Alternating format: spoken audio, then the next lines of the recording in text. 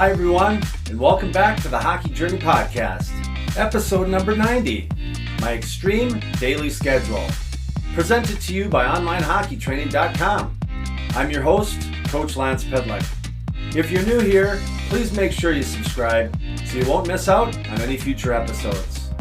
Before we settle into the next chapter of the Hockey Journey Podcast and begin the conversation, if you want to learn more about me, my hockey experiences, that I have the world's largest database of off-ice stick handling, passing, and hockey shooting drills, what I know, and most importantly, how I've been helping hockey players get really good with a stick and puck, just head on over to onlinehockeytraining.com, that's onlinehockeytraining.com, and gain instant access to my 10-part video series where I'll show you everything. Consider it my gift to you. Lastly, if you live in Minnesota or are visiting the state of hockey sometime soon and you want to schedule an in-person off-ice stick skills lesson, I'd love to have the opportunity to show you my little world. Go to sweethockeycoach.com, that's sweethockeycoach.com, and watch the video on the homepage for instructions. Thanks, and I look forward to working with you sometime soon.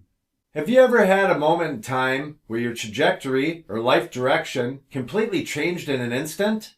Sometimes it's for the good, and other times it's on the other end of the spectrum. I don't know if I've been unlucky or lucky, but I've had several occasions during my life where my back was against the wall, and the only way out was to batten down the hatches, come out swinging, and get to work until the challenge has been resolved. Every situation or opportunity, as I like to call them, had a resolution, but that didn't mean I was happy with how things turned out. The title of this episode is My Extreme Daily Schedule, and we'll get to that soon enough, but I think it's important to set the stage, so to speak, on how I got to my current daily routine. There's a bunch of players I work with that have been bugging me to do a podcast episode on my, as they put it, weird schedule. So this is for all of you. I don't know exactly who influenced me the most. Was there one person that showed me the way, or were there many? But for as long as I can remember, I've always had a strong work ethic. If I commit to something, I'll generally shut off the world for a while and focus on that one thing until it's accomplished. I'm grateful I somehow made the connection early in my life that if you want something, you have to work for it. The first time I experienced some real heaviness in my life was when I was 9 years old and just finished the 4th grade, or grade 4 for all you Canadians out there.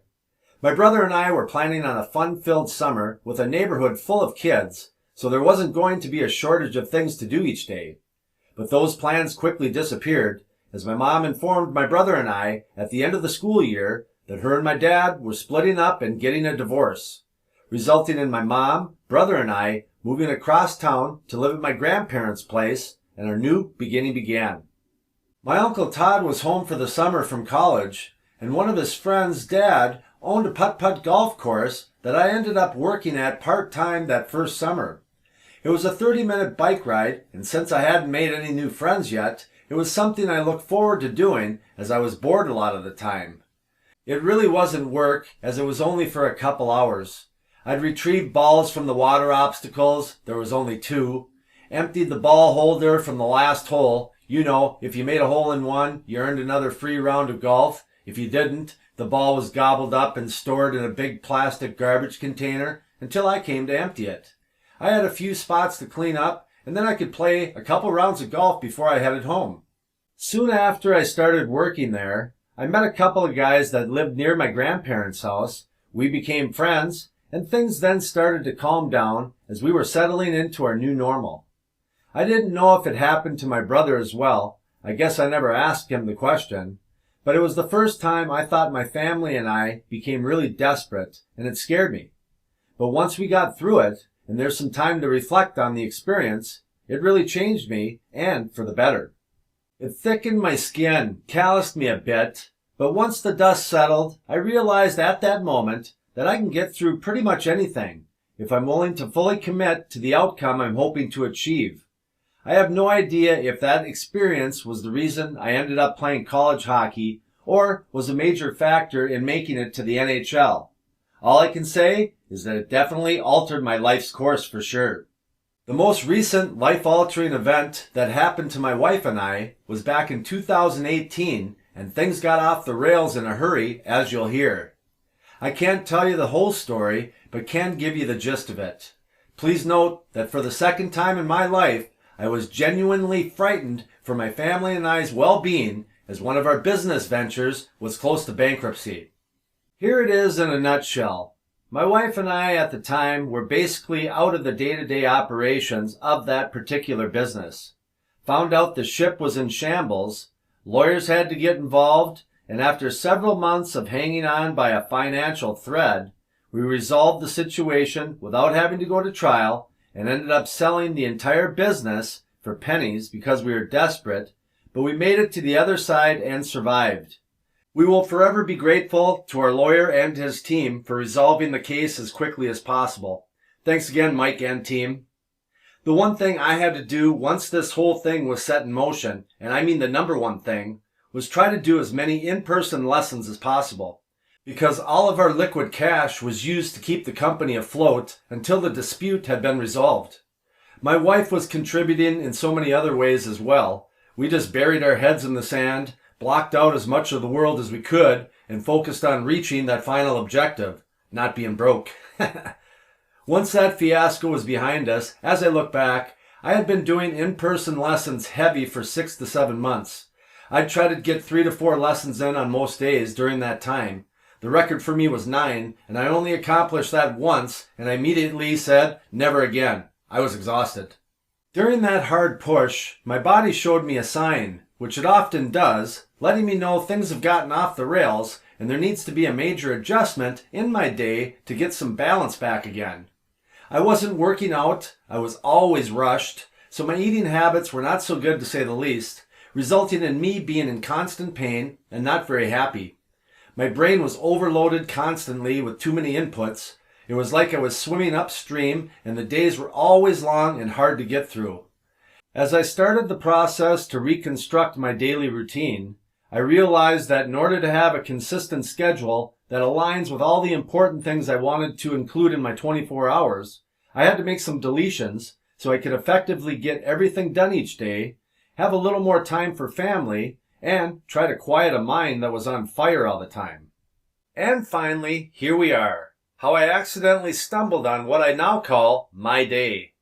I couldn't operate on this schedule when I had kids in the house because that time of my life had different responsibilities that ate up a lot of my day. Team coaching, lessons, and running camps and clinics gobbled up many hours. But now that I'm retired from team or group coaching, don't have the parenting obligations as my wife and I once did, and since I work for myself and am my own boss, I get to make the rules and set my own schedule.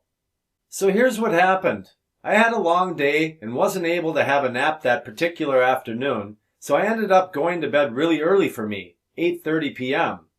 Normally, I shut it down for the day between 11 p.m. and 12 a.m. This night was odd because it usually takes me a while to wind down, but that night I fell asleep right away and slept hard. But the problem was, I woke up 3 hours later completely wide awake. After wrestling around with my pillows and blankets for about 20 minutes, I decided just to get up and go to the gym, get something accomplished, and hopefully it would tire me out so I could sleep from like 3 to 9 a.m. and get back on track. So that's what I did. I got up, packed up my gym bag, headed out, and arrived at the gym around 12:30 a.m. Got my workout in, showered up, and headed home. My original plan of tiring myself out didn't work, as when I arrived home, I was still amped up. I had 3 choices at that moment when it was 3 a.m. Force myself to go to bed when I wasn't tired, watch something on Netflix, or try to get some work done, which usually involved working on a script for a video at the time, or recording a chunk of a video. Now it would be working on a podcast script, or recording a portion of an episode.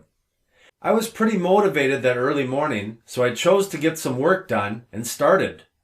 The next thing I realized was that 90 minutes had just disappeared and I was yawning constantly and my eyelids were getting heavy. An hour and a half of solid progress and off to bed I went around 4:30 a.m. Once I crawled in for a recharge, I had lessons starting at 11 a.m., so I set my alarm for 9:30 a.m., just over 3 hours of napitations, and I slept hard again. Woke up, had something to eat, answered a few emails and texts, had my 2 lessons at 11 a.m. and 12 p.m., responded to a few more texts, returned calls and emails, and went down for another quick nap around 1:30 p.m. before my late afternoon lessons began, as I was getting sleepy again. Woke up at 3 p.m., washed the dishes, vacuumed part of the main level of our house, had my 4 p.m. and 5 p.m. lesson, wrapped up the workday, rolled out for 15 minutes, settled into my easy chair while the wife and I vegged out on some Netflix. For some reason, my thoughts weren't on what we were watching, but rather on the day I just completed. I felt great about everything I accomplished in the last 24 hours, and the next thing that popped into my head was, let's try to repeat it again. To my wife's surprise, once 8:30 rolled around, I told her that I just had one of the most productive days I've ever had, and I'm going to try to duplicate it tomorrow. So off to bed I went, and that's been my schedule now for 5 years and counting. I actually enjoy the quietness of the night. Rarely is anyone at the gym. I now do my grocery shopping around 3 a.m., and man, is that a quick process when only a handful of people are in the store. Most are workers stocking the shelves. It's also amazing how much work you can get accomplished when you have zero disruptions because the rest of the world is still sleeping. It wasn't my intention to create a podcast of how I go through my day, but now all you players I train can quit bugging me to do this episode because it's done now, and I hope you liked it. Is there a conclusion to this story, a lesson to be learned, or some new cutting-edge strategy you can apply to your life today, and things will automatically change for the better? I guess I don't know, but would respond like this. I'm 55 years old, married, and have 2 boys that are in their 20s. Over the years, my schedule has changed. When the kids were young, once the wife and boys went down for the night, I'd spend 2 to 3 hours working on whatever at the time, going to bed somewhere around 2 to 3 a.m. Then, as they got older, it shifted to going to bed earlier, but now getting up earlier. There were a number of years where I'd be getting up at 4 a.m. My schedule changed and evolved over the years based on what was going on in my life at the time. All I can say is that some may view my current daily schedule as weird or extreme. That's okay, because all I know is it works for me, and I've never felt better or get more done in a day than I do right now. Be flexible, never get too set in your ways, and know that whatever is your normal today, the odds are pretty good that at some point it's going to change, and then change again, and again, and again. At least, that's how it's worked for me so far over the years. Well, that concludes another episode of the Hockey Journey podcast. I can't thank you enough for stopping by and listening. I hope you enjoyed hearing about my extreme daily schedule. If you think there's someone in your circle of family and friends that might like this episode as well, please share it with just one person. It will really help me in growing this hockey community. Again, I appreciate you being here. Don't forget to subscribe, rate, or submit a review. I hope to see you back here soon, and do me a favor, make someone close to you smile today. All the best, my friends.